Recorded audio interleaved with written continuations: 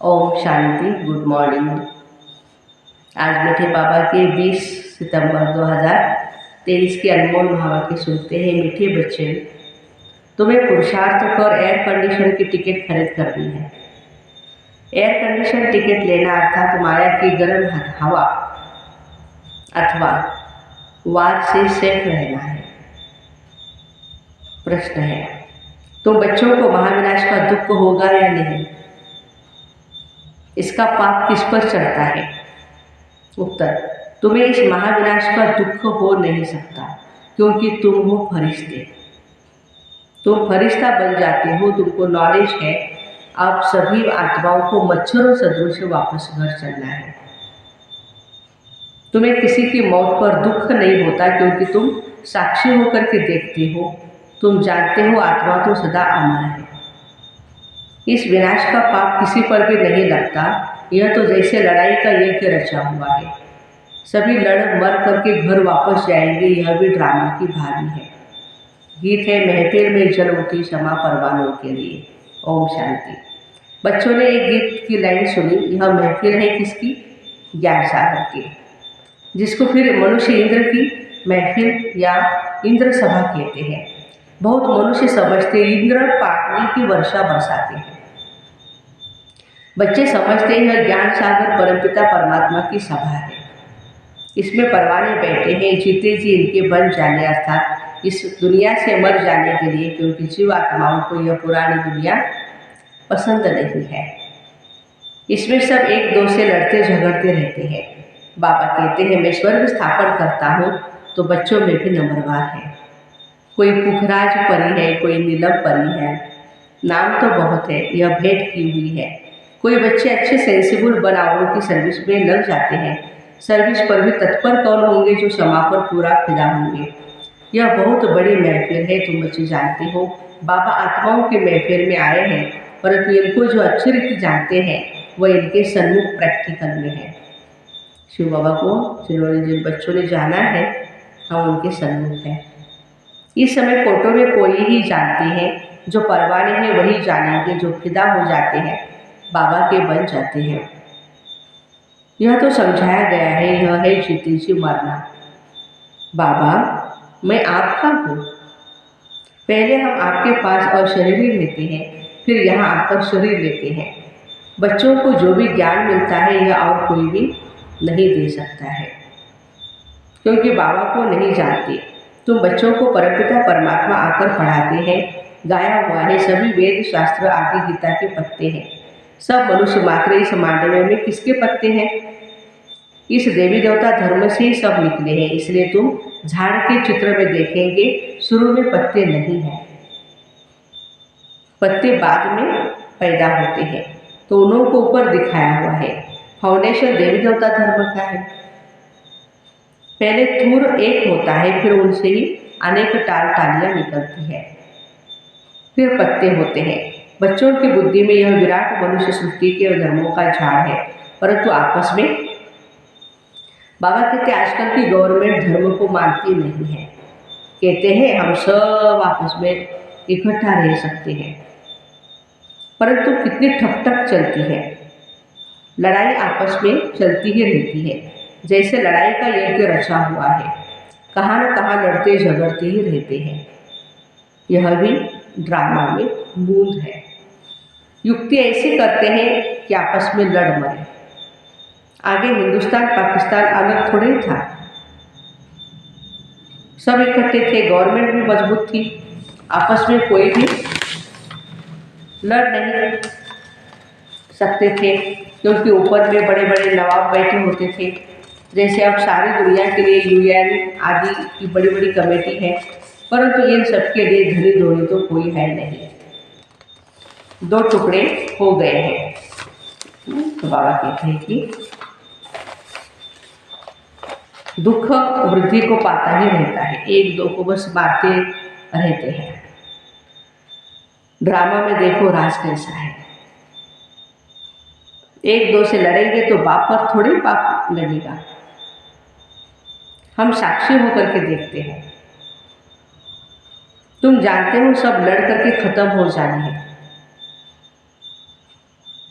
कोई बड़ा आदमी मर जाता है तो 8-10 रोज उसके लिए थोड़ा बहुत कार्यक्रम चलता है, हॉलीडे आदि मनाते हैं। तुम्हारे लिए कुछ भी नहीं है, तुम तो फरिश्ता बन रहे हो। तुमको विनाश का भी दुख नहीं होता है। अब तो मच्छरों सदृश मरेंगे, फिर कौन किसको देखेंगे।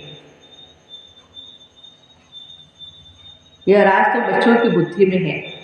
नई दुनिया में रहने वाले बहुत फर्स्ट क्लास चाहिए। यहाँ कोई मरे तो तुमको थोड़े दुख होगा। तुम तो साक्षी होकर के देखते हो, इसने जा करके दूसरा शरीर लिया है अपना पार्क बजाने के लिए। तुम्हारे में भी सब निश्चय बुद्धि नहीं है। गृहस्थ व्यवहार में रहते पाँव से चोटी तक अब खुशी का पारा चढ़ रहा है, फिर कोई का कम, कोई का जास्ती। कोई को फिर पाई का भी नहीं चढ़ता, जैसे आटे में नमक है। उनको फीका ही कहेंगे। मालूम पड़ता है किन्हों को नारायणी नशा चढ़ता है, माता पिता की सर्विस करते हैं। ऐसे नहीं गृहस्थ व्यवहार में रह सर्विस नहीं कर सकते, कर सकते हैं। वह तो और ही जास्ती सर्विस करेंगे, और ही जास्ती माँ बाप का नाम बाला कर सकते हैं। क्योंकि गृहस्थ व्यवहार में रहकर कमल फूल समान अचल अड़ोल बनकर फिर औरों को भी बनाते हैं, तो उन्हों की महिमा जास्ती है। तुम तो शुरुआत में निकल पड़े, वह भी ड्रामा भट्टी बननी थी, उसमें भी कोई कच्ची ईंट निकली, कोई पक्की ईंट निकली। ICS के इम्तिहान में भी सब थोड़े पास होते हैं, क्योंकि गवर्नमेंट को बहुत ही पगार देना पड़ता है। पेमेंट भी बहुत ज़्यादा होती है, जितनी डिग्री बड़ी होती है उतनी पेमेंट भी ज़्यादा होती है। यहाँ भी ऐसे है, बड़ी जायदाद देनी पड़ती है। मुख्य 8 होते हैं, फिर 108। पुरुषार्थ कर उच्च पद पाना है, रिजर्व कराया जाता है first class air condition. Air condition में कभी गर्म हवा नहीं आती।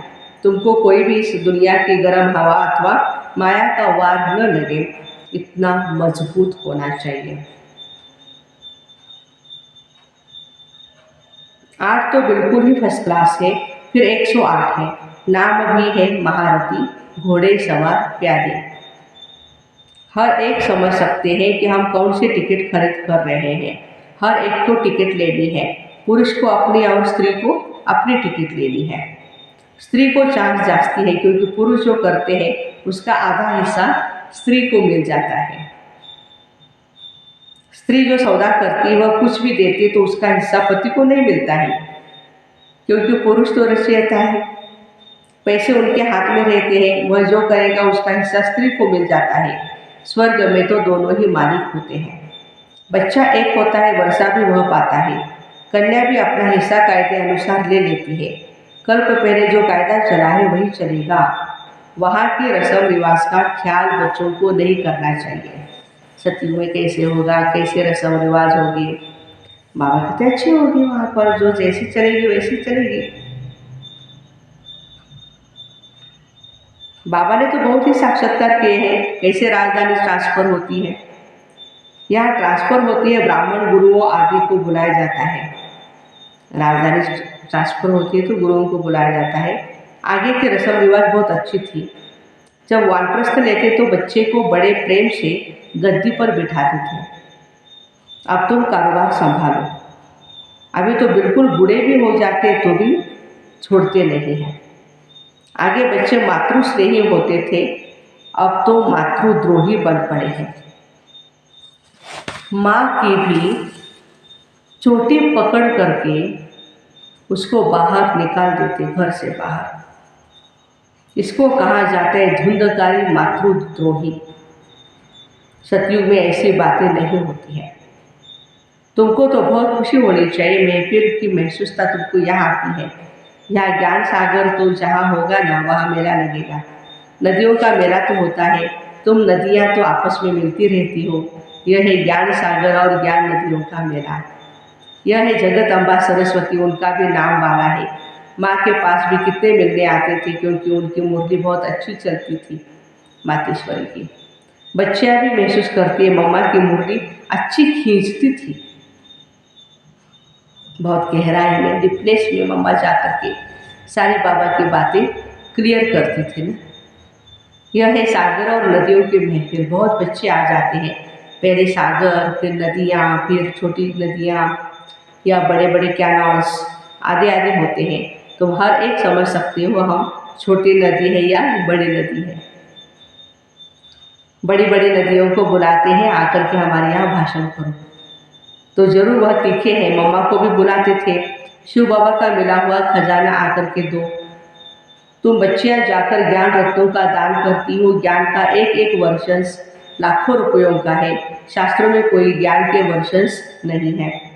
अगर होते तो भारत बहुत साहूकार होता। तुमको तो रत्न मिलते हैं जिनसे तुम 21 जन्म के लिए साहूकार बनते हो। अभी संगम युग पर तुम सबसे ऊंच हो, फिर सतयुग त्रेता में तुम्हारी डिग्री कम हो जाती है। अब तुम ईश्वरीय दरबार में बैठे हो। तुम जानते हो बाबा 21 जन्मों का वर्षा देने वाला है, उनको ही सब याद करते हैं। दूसरे सब दुख देने वाले हैं। दुख देने वाली चीज़ को हमेशा ही भुलाया जाता है। हे बाबा हमारे तो आप ही हो। बोलो, हे बाबा हमारे तो आप ही हो, दूसरा न कोई। परंतु श्री कृष्ण का नाम सुना है तो उनको ही याद करते हैं।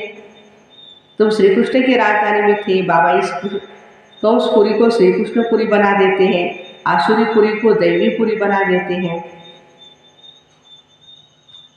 फिर दिखाया है आसुर और देवताओं की लड़ाई लगी, देवताओं की जीत हुई।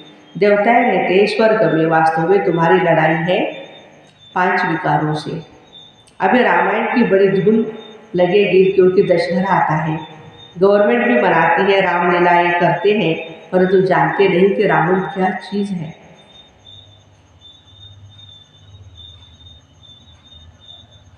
कई बच्चे कहते हैं बाबा निष्ठा में बिठाओ मेडिटेशन कराने के लिए। वास्तव में याद तो चलते फिरते करना चाहिए, परंतु जो सारे दिन में याद नहीं करते उनको बिठाया जाता है या बैठने से कुछ न कुछ याद करें। समानों का अभ्यास करें, मनन करें, चिंतन करें। बहुत है जो सेंटर्स पर जाते हैं तो याद में रहते हैं और घर गए फिर खलास। याद करने की प्रैक्टिस नहीं, बुद्धि और तरफ भटकती रहती है। बच्चों को समझाया गया है आत्मा स्टार है जिसको बिंदी कहते हैं। स्टार में तो ऐसे कोने होते हैं, बिंदी में नहीं होते हैं। स्टार्स इसलिए कहते हैं क्योंकि भेंट की जाती है। लकी सितारे कहा जाता है। बिंदी रूप आत्मा में ज्ञान की बहुत ही चमक है। बिंदी रूप आत्मा में ही ज्ञान की सुंदर चमक है। आत्मा बिंदी में ही सारा पार्ट भरा पड़ा है। बाबा कहते हैं मुझ बिंदी में यह पार्ट है जो भक्ति में मैं बजाता आया हूँ। तुम बच्चों का सबसे जास्ती पार्ट है क्योंकि तुम ऑलराउंड चक्र लगाती हो। मैं चक्रवर्ती राजा भी तुम बनेंगे। दुख हो चाहे सुख हो तुम ही पाते हो। मेरा पार्ट तुम्हारे जितना नहीं है। मैं वानप्रस्थ में चला जाता हूँ, फिर भक्ति मार्ग में मेरी सर्विस शुरू होती है। याद भी करते हैं ड्रामा अनुसार। जिस देवता की पूजा करते हैं साक्षात्कार फिर भी मैं कराता हूँ। यह ड्रामा में मेरा पार्ट है। तो बाबा कहते हैं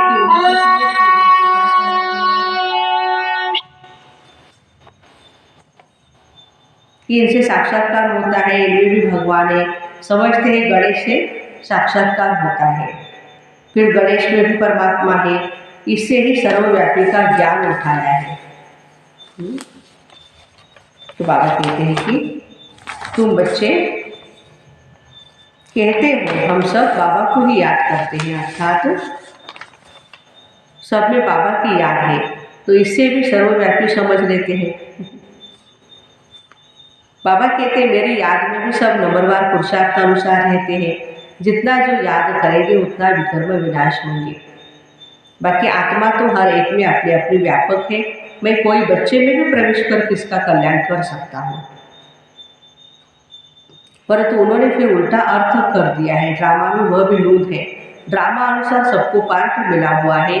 यह शास्त्र आदि बनाने का भी ड्रामा में पार्ट है। बनाएंगे वही जिन्होंने आगे बनाए थे। गीता सुनाते हैं, फिर कल्प के बाद ऐसे ही सुनाएंगे। तो अब बच्चों की महफिल में बाबा बैठे हैं। जो मुझे जानते हैं मैं उन्होंने बीच में ही शोभता हूँ। वाह क्या बात है। बाकी जो जानते नहीं हैं उस महफिल में बैठ कर के क्या करेंगे। तुम भाषण आदि करते हो तो बहुत आते हैं, उनकी क्षमा के साथ महफिल नहीं कहेंगे। क्षमा के साथ महफिल तो यहाँ है।